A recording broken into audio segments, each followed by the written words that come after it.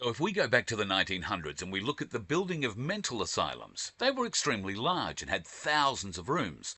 So when you start to wonder, why would someone build a mental asylum that large in the 1900s? Not to mention the resources that it would take, and especially when you look at the early 1900s people who were only living in little houses and shacks made from wood. Then you have these huge mental asylums, expertly made, where they're locking up thousands of people who went against the narrative. And can you guess what that narrative was? Well, it was the life that you lead today, when they started to first introduce taxes and those things that we get jabbed into our arms.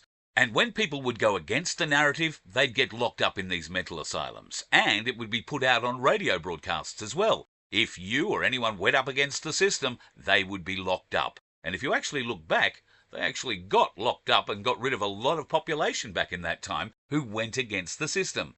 So if you actually go and look at the mental asylums in the 1900s, you'll start to see buildings and their size and their structure, which doesn't really make any sense for the time period. And then the majority of them were actually demolished during World War I. The majority in England were demolished, and there is very few left because they wanted to hide the evidence. And if you think about the mudflood as well, these mental asylums started to increase massively after the 1800s, which is when the mudflood took place, around those times anyway, which is funny because then you have to question, were these people put in mental asylums because they spoke out about the mudflood and the forgotten history of Tartaria?